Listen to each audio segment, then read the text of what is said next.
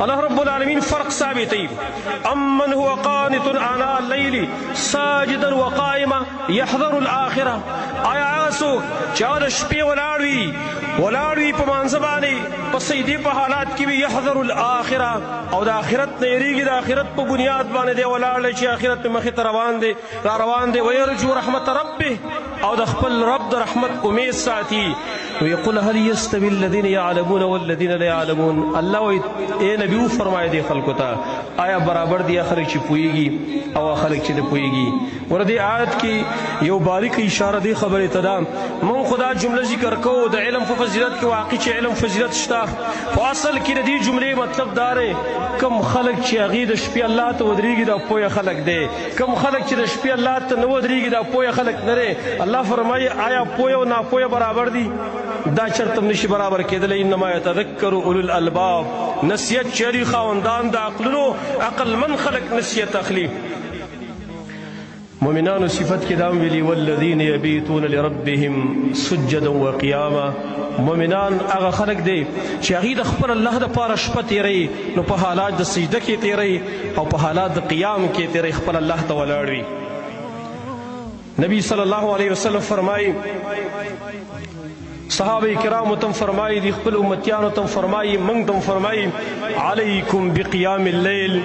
لازم دی پتا صبح د شپې پاسېدل خپل الله ته ودرېدل فانه دأب الصالحین قبلکم ځکه دا د هغه خلکو عادتو چې نیکان خلک او ستاسو نه مخکې تېر شوي د مخکنو نیکانو هم دقه عادتو چې هغې به قیام اللیل کا او د شپې به الله ته ودرېدل وهو قربة الی ربکم او دا ستاسو رب ته نږدېکت دی خپل الله ته به نږدې کېږئ ومغفرة للسیئات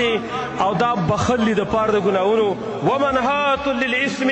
او دا سړی د ګناه نه منع کوي امام ترمذي دا حدیث نقل کړی دی راجح قول په بنیاد باندې باسناد حسن دی شیخ البانی رحمه الله تعالی صحیح ویلی کم سړی وایي چې زه د نیکانو په لار روان شم د شپې د الله ته ودرېږي قیام اللیل لیکوي امام احمد ابن حنبل رحمت الله تعالی علیه خپل مسند کې بے اسناد حسن روایت نقل کړی نبی صلی الله علیه وسلم فرمایي ان فی الجنة غرفا یرا ظاهرها من باطنها وباطنها من ظاهرها الله رب العالمین په جنت کې بنگلې تیارې کړي دي جنت کې څه بنگلې جوړې کړي داسې انداز باندې داسې شفافت پکې دی دننه طرف د بهر نه ښکاره کیږي او بهر طرف د دننه ښکاره کیږي لکه شیشې اعدها هغې چا دپاره تیارې کړي اعدها الله لمن اطعم الطعام دا بنگلی الله تیارې کړي د هغه چا دپاره چې خوراک ورکړي مسکینانو ته وعلان الکلام نرمې خبرې کوي د خوش اخلاقۍ خبرې کوي وتابع الصیام پیدر پیر روجي نیسي وصلى والناس نیام او د شپې مونځ کوي چې خلک ویده وي دا د خلکو دپاره د الله تیارې کړي دي زما وروڼو که غواړئ چې دغه بنګلې راته میلاو شي د شپې الله ته ودرېږئ د شپې پاسېږئ الله ته یو روایت کې دا راغلی نبی صلی الله علیه وسلم هغه فرمایي امام طبراني حدیث نقل کړی امام حاکم مستدرک کې نقل کړی امام حاکم ته صحیح ویلی امام ذهبي هم صحیح ورته ویلی امام منذري متحسن ویلی دی نور محدثین متحسن ویلی نبی صلی الله علیه وسلم فرمایي وعلم پدې پوه شه ان شرف المؤمن قیام اللیل د مؤمن شرافت د مؤمن عزت د مؤمن وقار دا د شپې قیام دی خپل الله ته ودرېدل دي وعزه استغناؤه عن الناس او د مسلمان عزت دا خلکو نه بې پروایي کول دي چې د خلکو ته ځان محتاجه کوي نه ځان د خلکو نه بې پروا کوي دا داسې یو عمل دی چې په قرآن کې الله خپل نبی تم خطاب کوي یا ایها المزمل قم اللیل الا قلیلا نصفه او انقص منه قلیلا ای هغه کسه چې د نبوت بوج دې په سر باندې اخیستلی د شپې پاسېږه قم اللیل الا قلیلا د شپې ودرېږه مګر لږه حصه مه ودرېږه نیمه حصه ودرېږه یا د هغې نه لږ غونتې کم که پوره تفصیل پر صورت مزمل په اوله کې راغلی دی تاسو به لوستلی مي اورېدلی به مي اول ته ول وجم ذکر کړی دا چې قیام اللیل کې حکمت او فائدہ اصل کې دا ده انا سنلقي عليك قولا ثقيلا اے نبی قیام اللیل ذکر کوا منګه پتا باندې درنه خبره درلیږو درنه خبره سره د قرآن بوج دی د نبوت بوج دی د درون بوج او درنې ذمہوارۍ لپاره اسانتیا که پیدا کول غواړئ د شپې پاڅېږه معلومیږي دا چې د شپې څوک الله ته ودرېږي نو الله ورته درانه کارونه اسانوي، مشکل کارونه الله حل کوي. که غواړئ چې خپل کارونه حل کوي، که غواړئ خپل مشکلات حل کوي، پاڅېږئ په شپه کې او الله ته وژاړئ او الله نه یې وغواړئ، انشاءالله تعالی ستاسو ټول مشکلات به حلي. موږ د خپل مشکلاتو د حل کولو لپاره نورې طریقې ګورو. څوک په یو څه پسې لګیا دی، څوک بل څه پسې لګیا دی، ځای نه دی پېژندلی. راشي زما وروڼو ځای وپېژنئ، خپل الله ته ودرېږئ د شپې او خپل مشکلات پې حل کوئ، خپل ضروریات پې حل کوئ. مزې به مې زما وروڼو نو شرافت د مؤمن هغه د شپې قیام دی، د شپې ودرېدل دي. عایشه رضی الله عنها فرمایي چې نبي صلی الله علیه وسلم په دې باندې څنګه عمل کړی دی، په دې آیاتونو باندې پیغمبر عمل کړی. عائشہ رضی اللہ عنہ فرمائی نبی صلی اللہ علیہ وسلم اذا صلى قام حتى تفطر قدمه، پیغمبر بچی کړه د شپې ودرېد د خپې به وچودلې، په دې خپو کې به چودونه پیدا شول. تفطر قدمه، ما وتل یا رسول الله او تصنع هذا وقد غفر الله لك ما تقدم من ذنبك. اے نبی ته دا کار کې ته دومره تکلیف ځان له ورکې، الله خو تا ته مخکني او وروستني ګناهونه ټول معاف کړي دي او ته بیا هم د شپې پاڅېږې. نو فرمایل افلا اکون عبدا شکورا، که الله ما ته معافي کړې نو زه شکر ګزار بنده نه جوړېږم. ګوره دې کې پوره عبرت دی زموږ دپاره چې هر کله پیغمبر ته مخکني وروستني ګناهونه معاف دي او هغه د شکریه په طور باندې ودرېږي او دومره زیات ودرېږي چې خپې م چوي. زه خو د ګناهونو ډک یم، ما باندې خو د ګناهونو پیټ ډېر زیات دروند شوی دی، زه خپل الله ته ولې نه ودرېږم د شپې، زه خپل الله نه ولې نه غواړم. صحابه کرامو ته هم ترغیب ورکړی، امت ته هم ترغیب ورکړی دی. عبدالله ابن عمر رضی الله عنه مشهور صحابي دی، دی وایي خلکو به خوبونه لیدل او پیغمبر ته به یې خوبونه بیانول. ما ویل چې زم چېرته خوب وینم نو ډېر به ښایي، ځکه نیک خوب دا د مسلمان دپاره بشارت دی. لم یبقى من النبوة الى المبشرات، نبوت سره ختمه شوي، صرف مبشرات پاتې، هغه خوبونه چې هغه نیک خوبونه دی او مؤمن په هغې باندې خوشحالېږي. وایي ما خوب ولیدم، دوه کسان ګویا کې زه د لاس نه ونیومه او بوتلمې روان یې کړم، نو یو ځای ته ورسم، یوه کنده ده د اور او د هغې دا سر چې کوم دی دا تنور په شان ته بند دی، داسې راټول دی، دا جهنم. زه یې ورارتلم، دا اور ته زه ورارتلم، په دې کې یو بل کس راغی او زه یې تر اخلاص تلم چې تاسو ولې دا ورارتوئ، دا خو ډېر ښه سړی دی. زه یې تر اخلاص تلم. ویل عبدالله ابن عمر رضی اللہ عنہ فرمائی ما دا خپل خپل خور حفصه رضی اللہ عنہ چې د نبی صلی الله علیه وسلم بیبی ده، ما هغې ته بیان کړي چې دغه پیغمبر نه دې خوب باره کې تپوس وکړه. هغې چې کله دا خوب پیغمبر ته بیان کړه نو دا خو د هغه په نیکۍ باندې دلالت کوو، په ښه سړیتوب یې دلالت کوو، خو پیغمبر ورته مزید وایي نعم الرجل عبدالله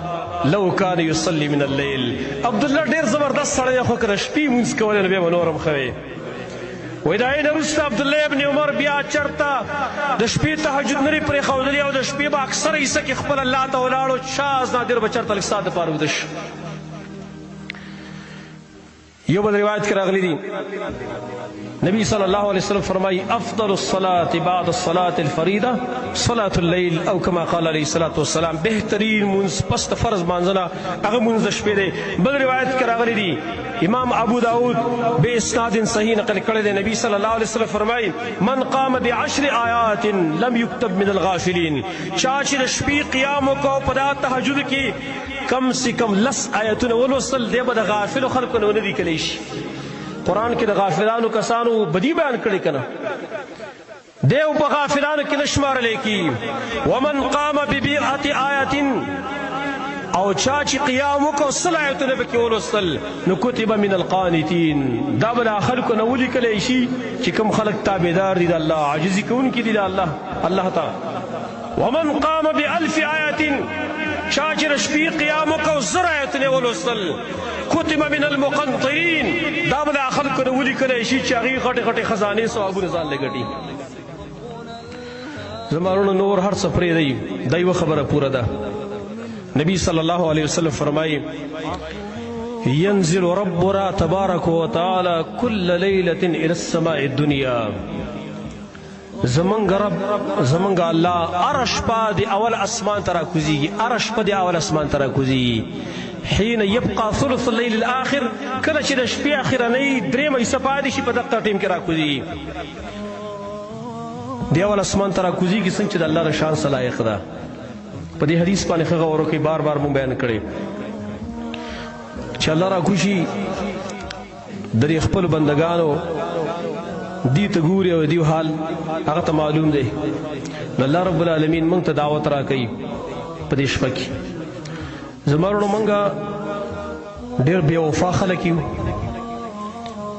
او موږ د خپل رب سره ډېره بې وفایي کړې ده، ډېر جفاکشي م کړې ده. زموږ الله زموږ سره ډېره زیاته مینه ساتي، انتهایی محبت زموږ سره ساتي، خو پته نه لګي چې دا بغاوت د دې لپاره اصل کې باعث په موږ باندې څه شی دی، دا موږ څه شي باعث کړي په دې باندې چې د خپل الله سم داسې ورانه ده، د خپل الله نه سي بغاوت کوو. نو ګوره په خپل الله باندې لږ غیرت پکار دی او د خپل الله دپاره لږ غیرت پکار دی. الله رب العالمین زمونږ د شپې راکوشي په دې اخره حصه کې د اول اسمان ته او څه وایي من یدعوني فاستجیب له، څوک دی چې زما نه دعا وغواړي چې دعا یې قبوله کړم. من یسألني فاعطیه، څوک دی چې سوال وکړي چې ورکړم وله. من یستغفرني فاغفر له، څوک دی چې استغفار وغواړي چې استغفار بخښنه ورته وکړم. دا څومره خوږې خبرې. څوک دی چې دعا غواړي چې دعا یې قبوله کړم، څوک دی چې څه شی غواړي ورکړم وله، څوک دی که د خپلو ګناهونو بخښنه غواړي چې معاف یې کړم. دغه زموږ الله دی موږ ته دعوت راکوي او کله چې بیا سحر بانګ وکړی شي او سبا صادق راوخیږي زموږ الله بیا بره بیرته وخیږي وم اسمان ته. سبحان الله. بدبختي زمونږ ده چې په موږ باندې شپه داسې تېره شي چې زمونږ الله راکوشي وي او موږ ته دعوت راکوي او موږ هېڅوک د هغه جواب ونه کړو. څوک دا ونه وایي چې یا الله زه راپاڅېدلی یم، اگر که لږ ساعت دپاره یم خو راپاڅېدلی یم او ډېر ګناهګار یم، ما معاف کړه. زما ډېر ضروریات یې الله یې پوره کړه، پلانی شی په کار دی الله رایې کړه لاله. زما وروڼو هغه کور به زه به په خیال باندې الله مې دې معاف کړي که زیاتوي، هغه کور به ډېر بدبخته ګوري چې په هغې کې یو ترم د شپې پانسي او الله رب العالمین دا دعوت دا قبول نه کړي، دا دعوت قبول نه کړي او دغه شانته الله رب العالمین بیرته واپس لاړ شي. نن د دنیا بادشاهانو ته به ته دا درخواست پیش کړې او هغې ته به انتظار کې چې یاره ماله به څه راکړي او به تاله وعدې درکوي فلان تاریخ باندې راشه فلان تاریخ باندې راشه، لیکن عظیم بادشاه محسن ذات او زموږ سره محبت کوونکی ذات هغه عرش په ما ته دعوت راکوي چې وغواړه چې درکړم دله، زه ورته تیار نه یم، زه د هغه په دې قول باندې لبیک نه یم.